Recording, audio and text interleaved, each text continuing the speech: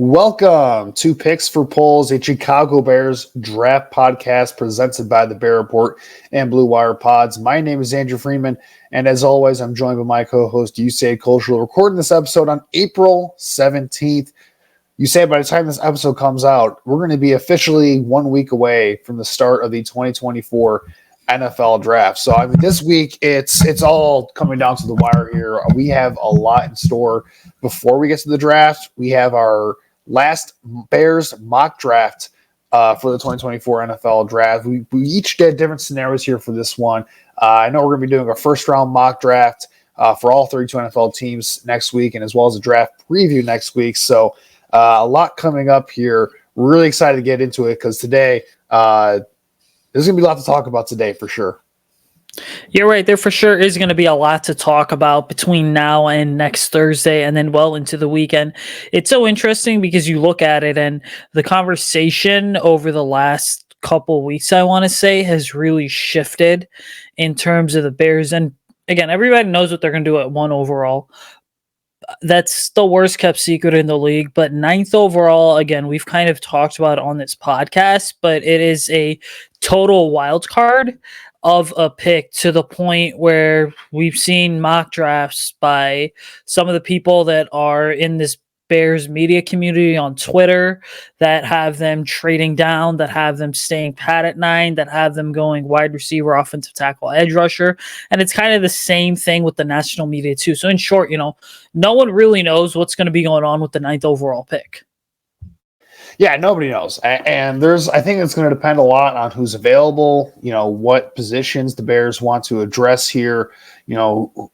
Again, every team does their boards differently. So as much as we want to say that the Bears should be interested in XYZ at a certain spot, like they may view things differently. So there's a variety of ways that this is going to play out here. So, and that's the way it's going to be reflected in today's mock draft episode we have today. So how we're going to handle this is, Usayd and I each did 2 different scenarios here.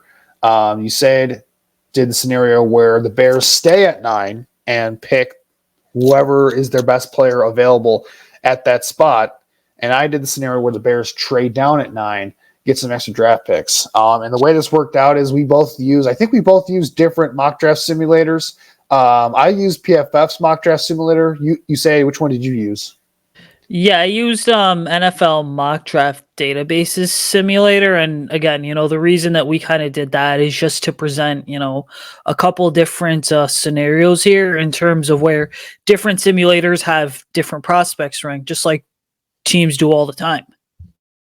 Yeah, so that's going to be an interesting one to kind of see how this plays out too, because that kind of, depending on the simulator you use, it really changes who's going to be available, especially as you get into like the later rounds, right? Because a lot of these mock draft simulators really have the mid-round picks rated quite differently. I know PFF, they kind of redid their mock draft simulator to kind of reflect the consensus board a little bit more. So they're kind of going off of Arif Hassan's consensus board, which is a great resource, by the way, in terms of comparing. He does a lot of stuff where he takes all the big boards he can find and he kind of condenses them into one consensus big board based off of how the media is viewing things. I found that to be a really good resource when kind of seeing where I'm at with some of these prospects compared to the consensus. It's a really good resource to use for that. So PFF has kind of re-engineered their mock drafts to kind of reflect that a little bit more. So hopefully that makes things a little bit more realistic, but I think it'll make things a lot of fun here as we kind of get into, who's going to be picked where. And yeah, I'm really excited to get into it. So like I said before, we both did 2 different sort of scenarios here that the Bears could do at number 9 overall. Obviously, I think we both know that everyone knows they're going to be taking Caleb Williams at number 1 overall. We don't have to spend too much time on that, I think. But just a couple of ground rules we had for our mock drafts. Outside of any trades made in the first round, you were only allowed to make 3 trades in total. And the reason why we chose 3 is because Ryan Poles has been, very trade happy in the past. He had a flurry of moves in his first draft, and then in last year's draft, I think he made 2 or 3 trades in that draft as well. He traded down for the Darnell right pick. Obviously, trading down from number 1 overall, although that was not on draft night. Trading up for Tyreek Stevenson in the draft in the second round. I forget if he made a draft day trade on day 3. I could be wrong, but if you're counting the number 1 overall pick draft trade, that's 3 trades right there.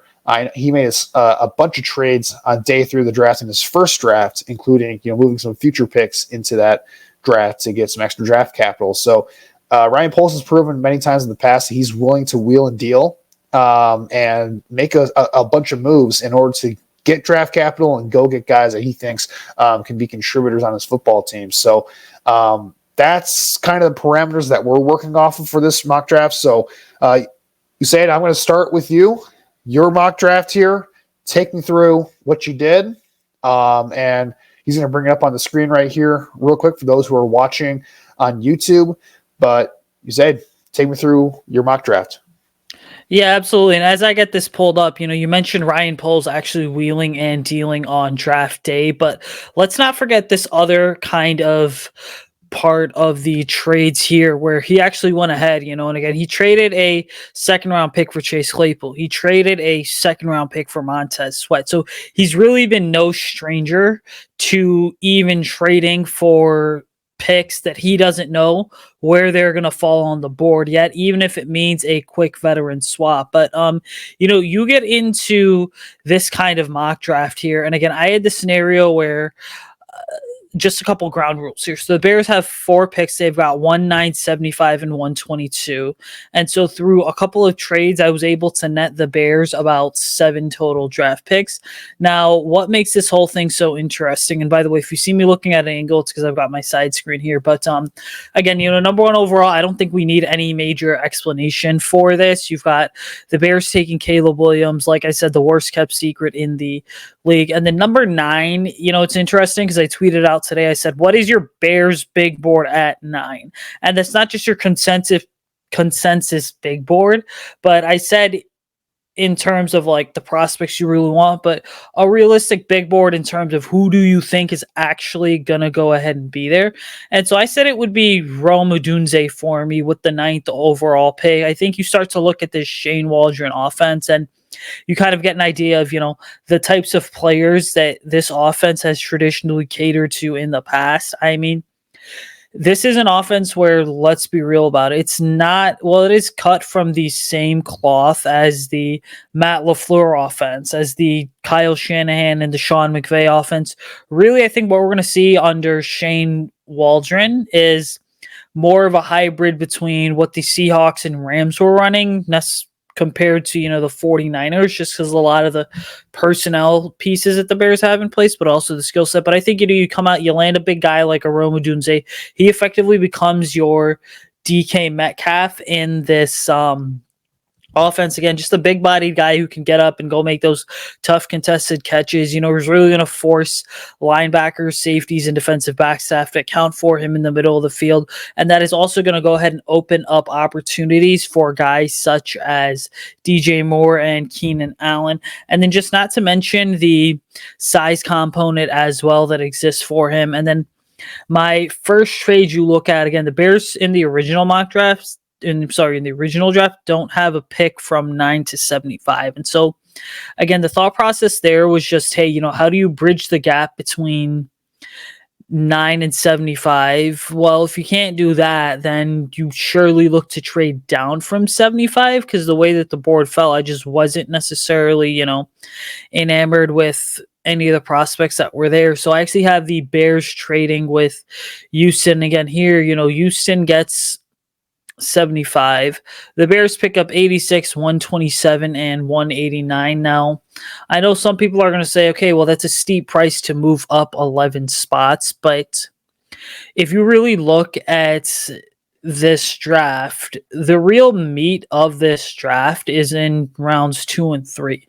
And so this is where, to me, the 75th overall pick is really valuable, because if I'm going to be honest, right, there's teams like Cincinnati, for example, there's teams that have all this extra draft capital that will quite frankly want to trade up, right? And again, they're going to want to trade up with the Bears, who are probably going to want to trade back because there's no way that Ryan Poles is done after the 122nd pick. And let me just say, there's 3 AFC teams right now that are swimming in draft capital that want to eventually catch up to Patrick Mahomes and the Kansas City Chiefs. And to do that, you need to add more playmakers. I mean, that's Houston, that's Cincinnati, and that is the Buffalo Bills. So I went with Houston's offer here. Again, I get 86, 127, and 189. So again, you just get some extra draft capital back. And then with 86th overall, I decided to go ahead and address the edge position, bringing in,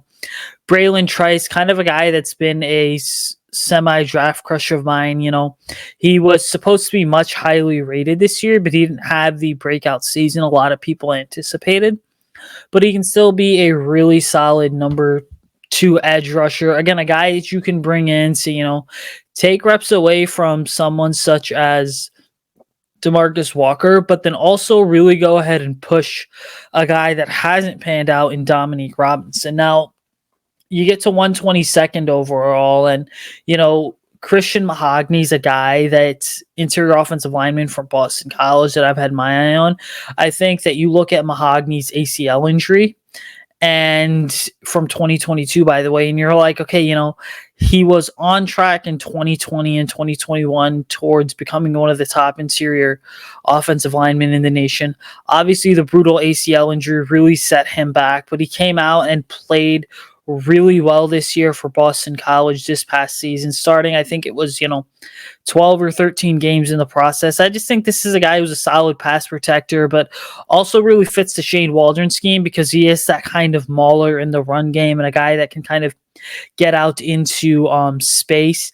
And so just a guy there that, again, you don't need him to start right away because you have Tevin Jenkins and Nate Davis on the roster, but a guy that you can afford to sit on the bench, afford to have him marinate, behind a couple solid veterans and potentially even take over next year.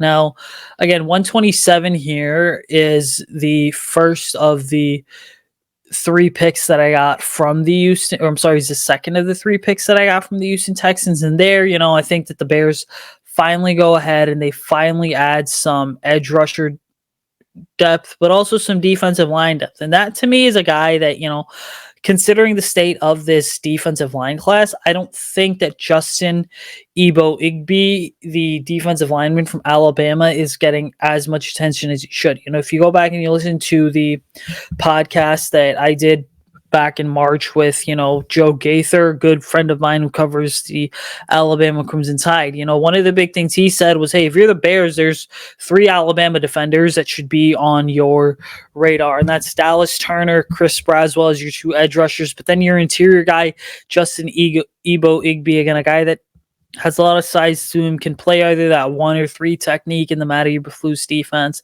is going to be a pretty solid 1-gap stuffer in terms of being able to go ahead and just clog up the run. And then also just a guy who, still has some room to grow. So it's interesting because at this 127 spot, I had a choice between Igby and Michael Hall Jr. And to be fully honest, I went with the Alabama kid just because I felt like in terms of the size and the athleticism, he's a bit of a better fit for what the Bears are trying to do. And then you get to my second trade, which is, I again got the 189th pick from Houston, and then I traded that to the LA Rams for picks 196 and 209. So, a couple 6th-round picks there. And, the first of my 6th-round picks was Keaton Oladapo. Again, what the Bears do is, they got Jaquan Brisker. Yes, they have Kevin Byard, but you can't really rely on Elijah Hicks.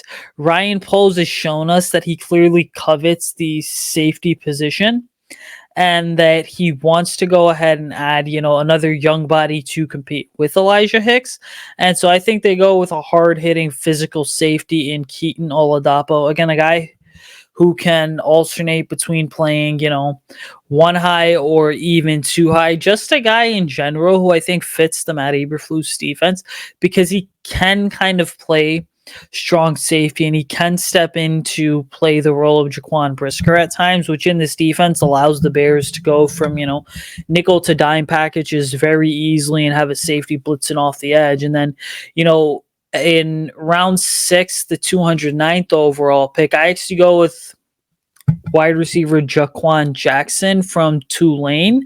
I think you look at him and he's easily one of the more underrated wide receivers in this class. Again, it's such a deep draft class that you don't really even see Jaquan Jackson's name mentioned at all. But I think, you start to look at him and you look at a lot of his intangibles and, just what he brings to the table. And again, foundational level, you're getting a guy who's going to compete with someone like a Velus Jones or a Tyler Scott, but Jaquan Jackson, he's much smaller. He's about 5'9", 190 pounds. But again, he's got the versatility there to operate from the slot. He is also a yards after the catch threat. His strength is kind of average and he's a solid route runner, but he's again still a guy that has a lot of room to grow.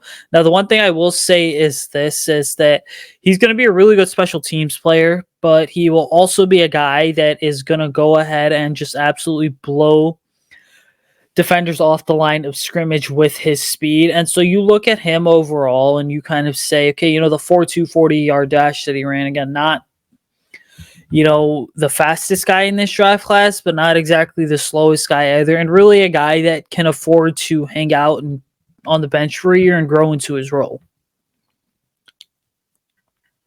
Interesting. Yeah. So I think there is I think with this scenario here, there's a lot to like. Obviously, you start at the top of the draft. Rome Odunze at number 9 overall. I mean, that's the dream scenario, I think, if you're the Bears and you're looking to get that young wide receiver to build, around DJ Moore and Keenan Allen and continue to add to the weaponry around Caleb Williams. Like, he is the prototypical pick that if you're going to stay at 9, he's the guy you're hoping is there, right? Obviously, like, you would hope that a Malik Neighbors would drop there, who I have rated a little bit higher. But if he's not there, like Rome Odunze, he's one of the big 3 in this draft class, right, at wide receiver.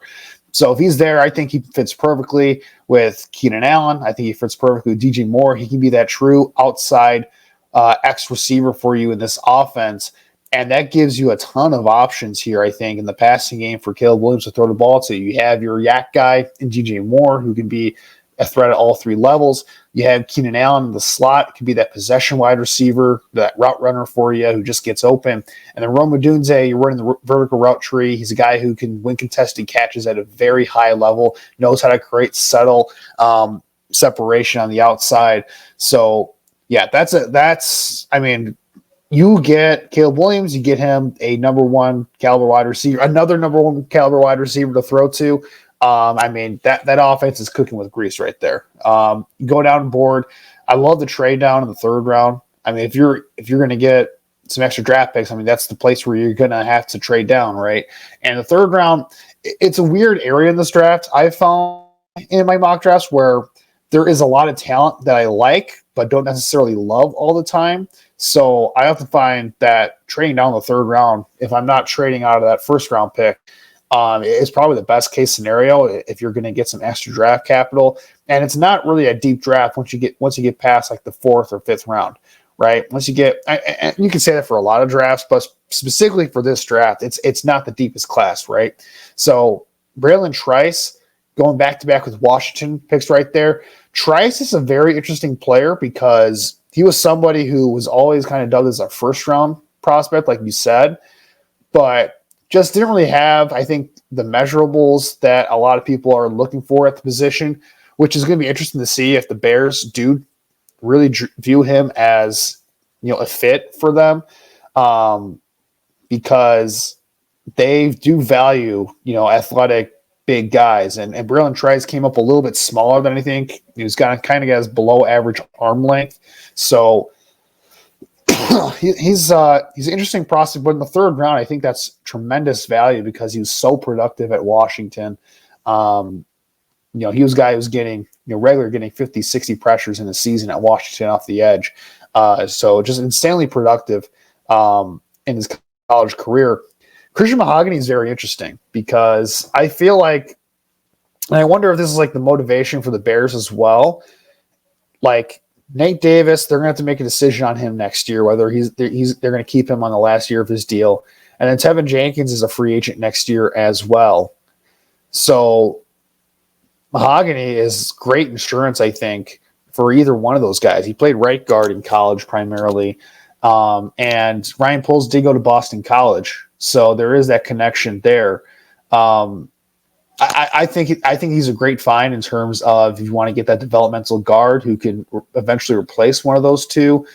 Justin Ebuigbe, I think he's a very Flucian player because he can play all over the line. He's a great run defender, not much of a pass rusher, but Eberflus has tended not to really care much for that in his tenure here for whatever reason. Maybe I'm just being too critical there, but yeah, I believe he's very interesting because, like, you look at his profile, he's like 6'5", 297 pounds, pretty decent length, elite run defender in college.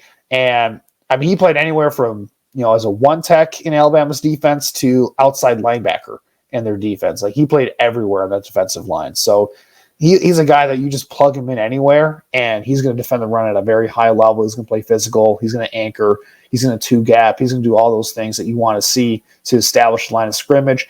Kadano Oladapo, this is not a great safety class, but I think if you're going to bet on a guy, he's got height, he's got weight, he's got speed. He's somebody who wants to hit people. Bet on him, and I really like the value of Jaquan Jackson in the 6th round as well. He kind of adds a punt return element as well. He's more of a slot receiver. I love double dipping at wide receiver in this draft because it is such a strong draft class. Now, you say in your mock draft, was there a move that you were considering making, whether it was trading up the board for a player or maybe a player at a certain pick where you were considering instead of a certain pick you made? How would that have changed your strategy at all in this? It's kind of tough to say because you get to that 9th overall pick and I'm like, okay, I could add a pass rusher here, but me personally, I just think that if one of the 3 were to fall in terms of Udunze Neighbors, Marvin Harrison Jr., then you come running to the podium for one of those guys. And at that point, pass rusher just takes a back seat because, again, you're trying to, in the shoes of Ryan Poles, you're trying to stack this offense with as much talent as you can. But, getting back to your question here, let's just say I don't go with Rome Odunze at 9th overall. Well, then I'm looking at this and I'm saying, okay, I would probably take a Jared Verse or Dallas Turner.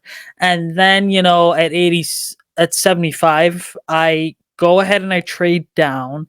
I still trade down to, somewhere in the mid to late 80s. But then what happens is I'm not taking a guy like Braylon Trice. I am probably not double dipping on the D line with a guy like Justin Ego Igby. And maybe I don't take Christian Mahogany at 122nd. And what I instead do is say, hey, you know what? With that 3rd pick for me, I'm going to go ahead and I'm going to find a wide receiver there. I will go ahead and I will figure out, hey, can I get, maybe take 2 receivers back to back even, or maybe even, a tight end like a Theo Johnson, who, again, I just published a scouting report on. He's a guy that's insanely athletic. But I will also say this, if you're the Bears, staying at 9 also works in your favor because, like I said, number one, there's going to be tons of teams that want to trade up for a impact playmaker, but then also number 2, you still get the impact playmaker that you may want on either offense or defense. But then the third thing is also this is the deep enough, interior and wide receiver class to the point where you're going to find solid players that have pretty good ceilings on day 2 as well as day 3. Yeah, it's always interesting to see how these scenarios play out, right? Where what you do at the top of the draft really does, impact, the rest of the draft in terms of how you approach things. And as much as like Ryan Poles is going to say that he's going to go best player available, like, I'm sorry, like you don't truly go best player available on your board. You take the best player that fits the need based off the value. You're really just going for the best value, I think is the best way to put it. So who fits the best value in terms of best player on the board plus position need plus positional value, it's the intersection of all those kind of ideas, right? And you also got to think of the financial aspects as well, and the roster construction down the line. So there's a lot of factors to consider when making these selections. I've always found this like interesting, with Ryan Pohl's strategy. It seems like he wants to address, these valuable positions high in the draft and then focus on maybe some of those other positions like running back or tight end or interior offensive line later on the draft where, you're not spending as much high priority resources, but can find solid players later on. So I think it's going to be interesting to compare it to mine, because I did take a very different approach. So I'm going to get my mock draft here on the screen. And so this is what I have for those watching on YouTube. The rundown from how PFF graded my draft. They gave me an A-. I think that was very nice of them. But number one overall, Caleb Williams for me. I mean, we don't have to touch on it too much. Like like you said, he is the top quarterback here. It's the worst kept secret in the NFL that he's going to be the guy for the Bears. And just a no-brainer selection. And especially after trading Justin Fields, we talked about it on the roundtable discussion with Zach and Aaron, that once you make that decision and you're committing as an organization, he's your guy. He's one of the best quarterback prospects that come along in years, and Bears fans should be ecstatic. I know there's still a contingent out there that is like doing everything they can to not be excited over this, but you should be very excited to have Caleb Williams as your next quarterback, and hopefully good things are to come there. But moving on to number 9, right? So I did the scenario where I'm trading down here at number 9. I am not sticking there. I think there is a scenario where the Bears do trade down, even if there is a Rome Odunze on the board for them or a weapon on the board that they really like, because I do think Ryan Poles, I think he does want to get some extra draft capital for this year's draft. Just to fill some other needs. They've left the defensive line absolutely barren in terms of addressing this position, and there are needs all over the defensive line, in my opinion. So I decided to trade down here, number 9 overall, with the New Orleans Saints at 14th overall. And the Saints, they're a team that's in a desperate situation where they desperately need tackle help. And I think there's going to be a run on tackles in the middle of the first round.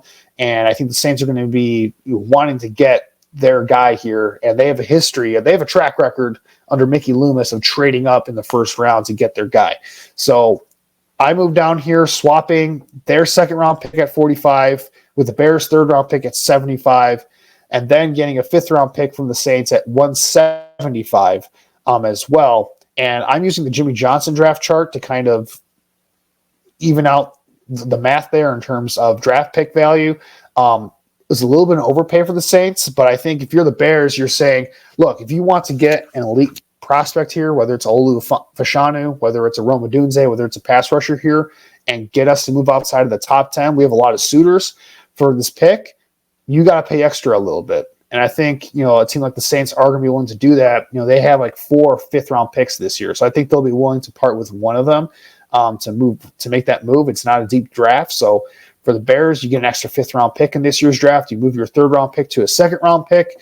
And with that first-round pick at 14 overall, I'm taking defensive lineman Byron Murphy out of Texas. And I think a lot of Bears fans are going to be surprised by that, and they're going to say, well, why wouldn't you take an edge rusher, right? Because you have Laiatu Latu, who's on the board for me. Jared Verse was on the board for me. Look, it's simple for me. Like Byron Murphy, if you're going to stress best player available, Byron Murphy is the best player available, I think. I think there's an argument to be made that he is the best defensive player in this draft. It would be Latu for me if it weren't for the injury concerns that I do have for him. And that kind of bumps him down the board for me when I made this decision. Jared Verse, I think I like him better as a later first-round pick. I think he's a good fit for what this defense wants to do, but I don't see the upside that a Byron Murphy has. The guy is going to be 21 years old, going into next year. Really just can't. He broke out this past year at Texas, was a good player beforehand, but, he is that quintessential 3-tech that you're looking for in this scheme. That Matt Eberflus has preached that they need to get that 3-tech ever since he took over the job here. Yes, they invested a second and third round pick in defensive tackles last year with Dexter and Zach Pickens, but one, I think Dexter can play all over the defensive line. I think he can play 1-tech in base downs. I think he can play some edge rusher in certain passing looks when they're going to nickel and they're trying to, mix things up for opposing offenses. And Byron Murphy can just be that gap-destroying 3-tech that penetrates to the backfield. He's got really good anchor in the run game, despite the fact that he is an undersized defensive tackle. I'm not going to say he's Aaron Donald. I'm not saying that. But it's very Aaron Donald-esque in terms of maximizing the size and strength that he does have, to not get pushed around in the run game. He does a really good job of anchoring. He actually played a lot of nose tackle for Texas last year, taking on double teams, and he was fantastic at it. So he is a player who's great against the run. He's an ascending pass rusher. He has got great first step explosiveness, great pad level, good ability to bend around the edges of guards and centers. Not a lot of guards and centers can handle his first step explosiveness and prevents him from turning the corner. He's got a power rush, bull rush to his game to kind of complement that speed rush. And he's got to add some more moves to his repertoire. But you look at him in games against like Washington in the college football playoff, just unblockable in that game. Constantly putting pressure on quarterbacks. I think he's got all-pro ceiling. And to get him at number 14 overall, I think that's a tremendous value. It's a little bit too rich for me to take one of these wide receivers like a Brian Thomas Jr. or an A.D. Mitchell or a Ladd McConkey. So to me, I take Byron Murphy, address the defensive line, and now my interior pass rush is set moving forward. Going on to the second round, there were some different options I was considering. Keon Coleman was on the board for me at wide receiver. He was probably the top-rated receiver for me. Honestly, I'm not a huge Keon Coleman fan for the Bears. I just don't think he separates at a high enough level, and I felt like I could get better value at wide receiver later on in the draft. There were still a ton of wide receivers I liked on the board that I felt I could get in the third round if I could somehow trade into that pick, which I ended up doing, just spoiler alert. But I'm also looking at this, and I'm like, look, I need to address the edge rusher position. There aren't a lot of guys past round 2 that I think fit the mold that Eberflus and Ryan Poles are looking for here.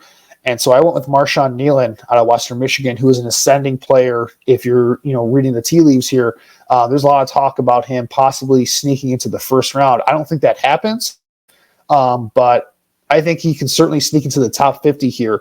And to get him here, Marshawn Nealon, just prototypical what you're looking for. He's a big guy, about 260 pounds as an edge rusher, 34-inch arms, tested phenomenally at the combine in terms of explosiveness, in terms of his 40-yard dash, at a very high RAS score. The agility scores were very good for him, which is surprising because his tape doesn't necessarily show a guy that can bend around the edge very well. But what stands out about him is that he plays with a lot of high effort.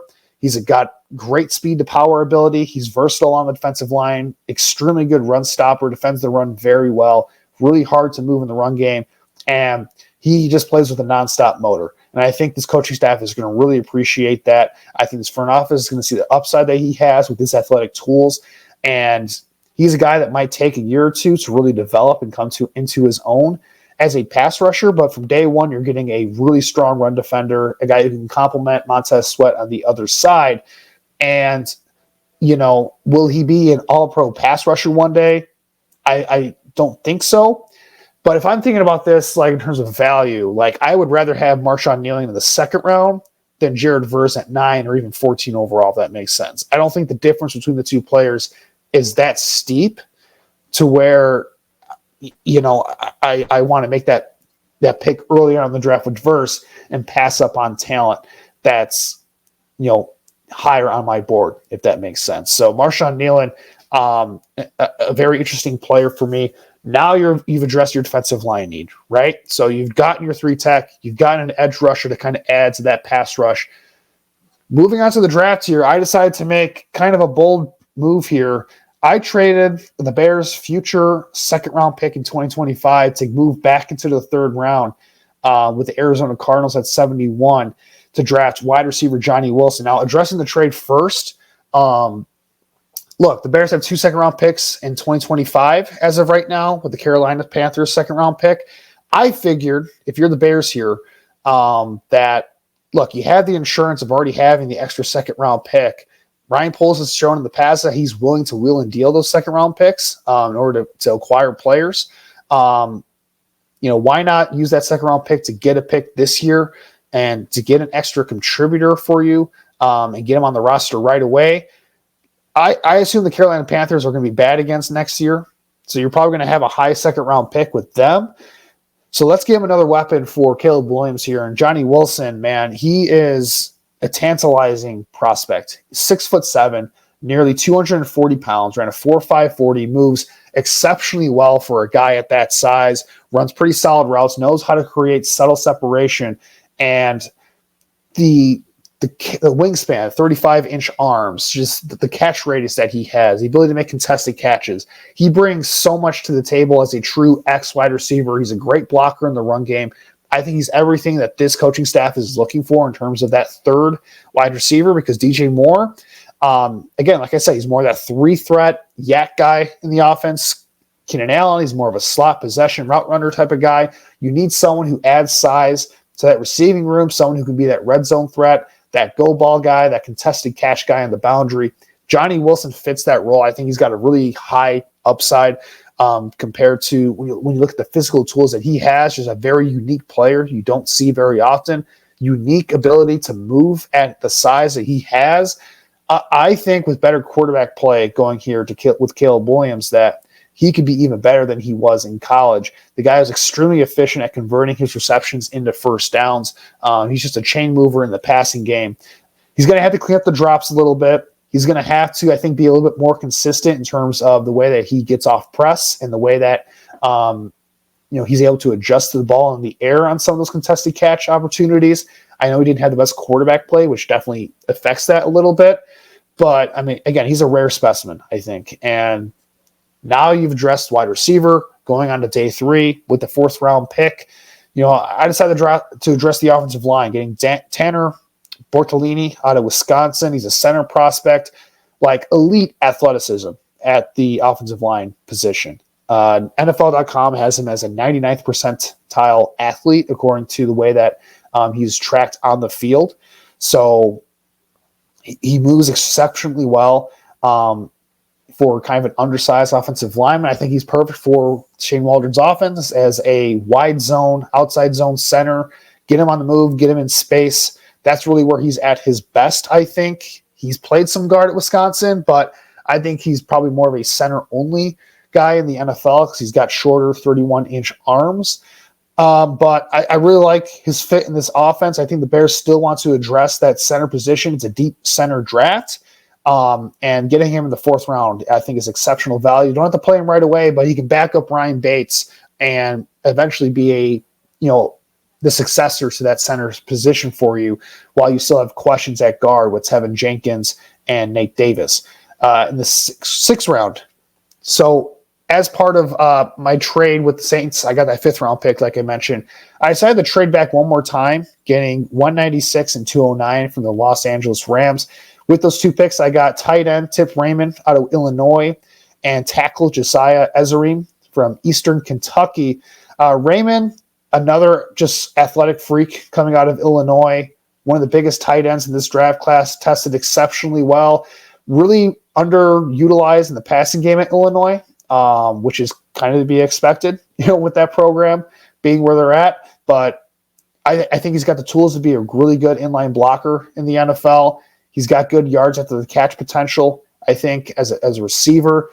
You get him in this rotation at this tight end position where he doesn't have to play a lot right away, but he can develop behind Cole Kmet and Gerald Everett. He can be that extra blocker for them on 3 tight end sets, be a guy who gets the ball underneath on the check down and gets yards after the catch. I really like his fit there as a complementary piece. And then the 6th round, 209, Josiah Ezerim, a developmental tackle, another very athletic guy, 35-inch arms. I think he's about 6'6", 320 pounds. He's got interesting tools, interesting traits. There's just a lot of work there. Playing at a small school, lower level competition, it's probably going to take him a little bit to kind of develop, but you need to get someone in there that can develop as a potential swing tackle for you. So you're kind of taking a swing there on the offensive line. And yeah, that is my mock draft for my trade down scenario here.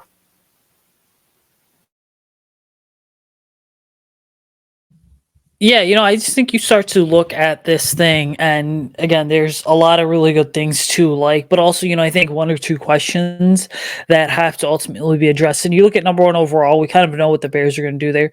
When you can go in and within, the top 50 picks, you can pretty much get a guy like a Byron Murphy and then a very, I think, high upside guy in Marshawn Nealon. At least that's the vibe that I got from him, watching him and writing up the scouting report on him. Those are three really solid picks right there. And then, you talk about that trade with the New Orleans Saints here. I mean, let's be honest, the Saints are in this incredibly weird spot, right? And again, they're in this weird spot because you're sitting there, you're picking at 14th overall.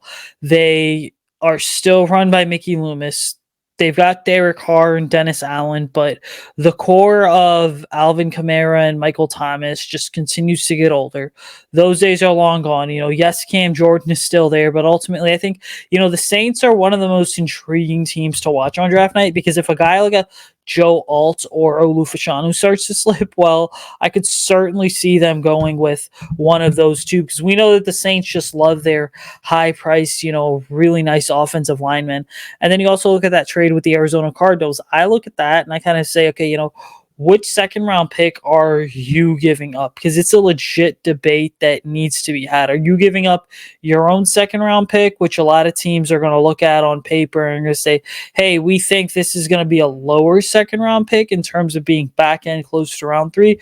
Or are you giving up the Carolina second rounder, which is expected to, again, be, a high second round pick on paper?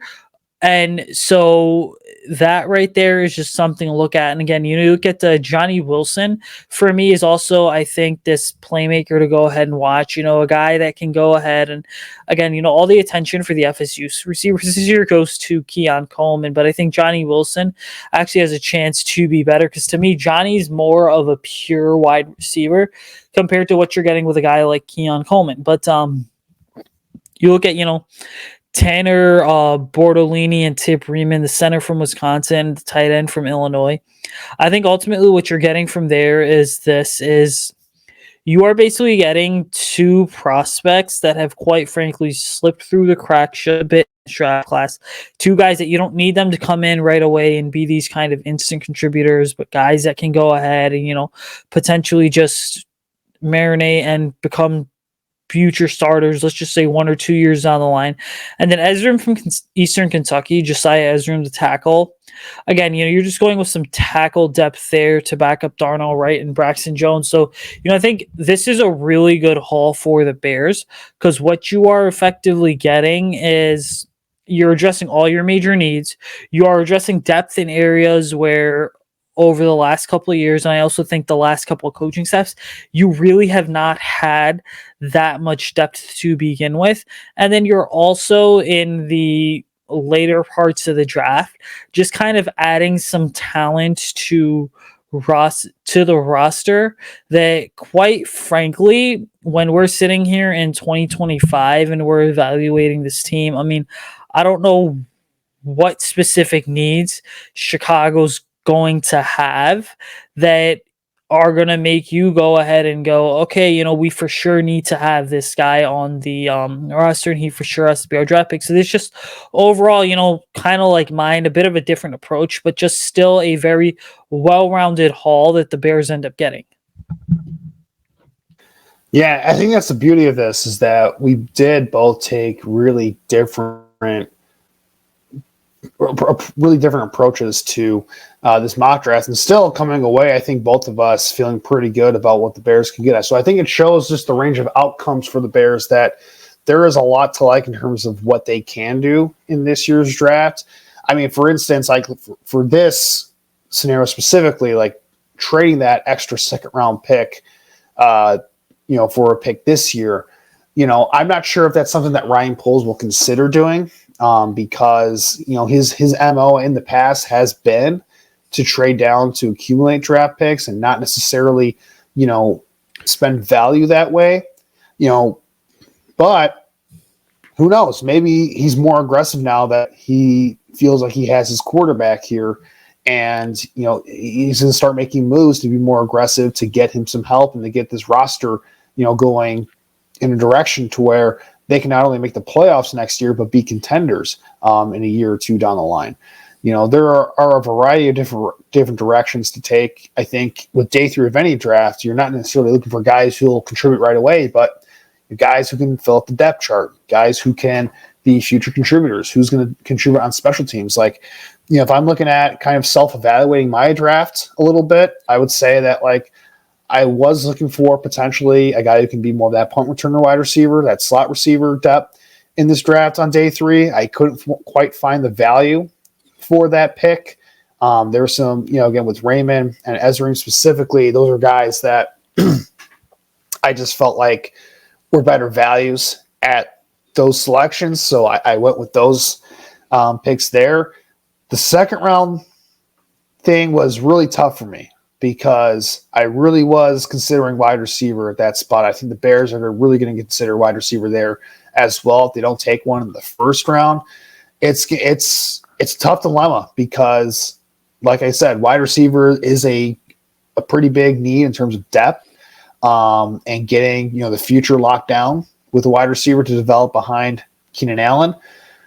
But edge is also like a very big need as well, and there's not a lot of edge rushers in this year's draft. There just isn't. The depth is not there as much, right? So you're kind of banking on, is it a little bit of an overdraft for Nealon? Maybe. It might be the case. I kind of have him valued as a borderline second, third round guy. So that might be a discussion that these teams are having when it comes to these positions, right? Because if you don't feel confident you can get a guy later on in the draft, that determines who you're going to pick earlier in the draft. And I felt it the same way with the edge rusher wide receiver dilemma. Like, I feel like I could get a Johnny Wilson or, a couple of guys who were available at that pick. Javon Baker was there. Malachi Corley was available at that pick. I believe Jalen Polk was available at that pick for me. There were a lot of wide receivers on the board that I was still interested in. So ultimately, like, it's a deep wide receiver draft. And I wonder if Ryan Poles is going to view things the same way. But anyway, that's going to do it for our mock drafts here. It was a lot of fun. I think what we're going to do is, when we eventually get this episode out, is that we're going to have you guys vote on Twitter for our mock drafts to see which one you guys prefer, which is always fun when we do mock drafts on the pod here, is we always try to get Bears fans to vote on it, to share their thoughts on it, and to see where we're feeling with what we do here. I am ready for, in our mentions here, for Bears fans to absolutely roast me for my draft. I'm curious to see how this all works out. But Usayd, before we get going here, anything else you want to add in terms of mock drafts and just where we're at? Yeah, I would definitely say this. It's really interesting when you start to look at a lot of these Bears mock drafts because, again, you and I, this is, I believe, like the 208th episode that we've done together. And so the reality is that we've kind of done this over 3 to 4 years. And so we always love to really focus on what the Bears are going to do when it comes to day 2 and 3. And what's so interesting this year is that we haven't had a lot of talk regarding what is this team going to do on day 3, on late day 2, and throughout day 3. And again, part of it is because, you only have 4 picks right now. The other half of it is this, is, when you do have 2 top 10 picks, it tends to take away from a lot of the other attention. But I will say this, even though, there's a lot of national media people out there saying, hey, this draft really falls off after the 3rd round, there is still a justification to be made that if you are a front office and your college scouting staff and you're just a pro scout staff, if you do your homework correctly, then a guy like a Keaton Oladipo or a Jaquan Jackson, guys like that, they are certainly going to be ones that could end up being diamonds in the rough. And that's because 50% of it is you doing your homework on them as a team. The other 50%, I think, is your coaching staff actually maximizing those guys. Yeah, well, if you're in the position where, it's already not the most talented or deepest day 3 in the world, like getting those extra, swings at the plate is just important in a type of draft like that as well, right? Because you want to take as many chances on, finding a contributor as possible. So there's 2 different ways to kind of look at it. You can either view it as like we're looking to trade up to get a guy that we think we feel pretty good is going to contribute, or you take a swing on a few players that you think, could have chances to kind of hit, right? So that's always a fun discussion to kind of have in terms of how do you approach day 3 this year, right? Because it's like you said, it is not like when I get to the 4th round in a lot of these mock drafts, I really do struggle. I really do. There are a couple positions that I want to address, and a couple players that I like here and there, but sometimes they don't make it to you, and sometimes the value just isn't there, right? So that just makes things all the more interesting. But for us here, a lot of fun today, a lot of fun kind of putting these mock drafts together and analyzing these things. For all of our listeners that are out there today, make sure to like, rate, and review our podcast here for Picks for Polls on the Bear Report Podcast Network. Make sure to follow us on social media as well at Picks for Polls. Like I said, we're probably going to post these mock drafts on Twitter. So if you guys want to vote on those and give your thoughts on our selections, make sure to do that there when we eventually release this episode. Usayd, where can our listeners find your work now and find you on social media? Yeah, guys, you can follow my work on the Bear Report website. Check me out on Twitter at Usayd Koshul.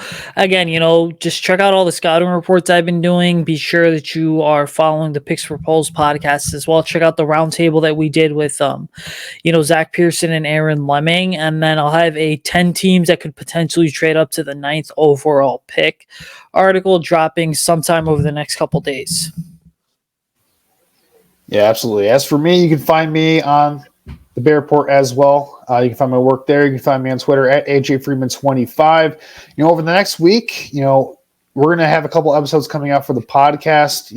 Our first round mock draft for all 32 NFL teams is going to come up. We're going to do a draft preview episode, and we're going to have some stuff planned, hopefully, for the NFL draft when that kicks off as well. In terms of some of my work on the website, I'm hoping to get one more mock draft in there. I'm hoping to get one more mock draft on the YouTube channel as well for the Bear Reports. So make sure to like and subscribe there as well. But that's going to do it for us here today, Bears fans. Make sure to check out all those work that we got going on the Bear Report with the draft coming up here. It's a week away. Just really excited to get to it now that it's really coming to fruition here. But until next time, Bears fans, have yourself a great rest of your week and bear down.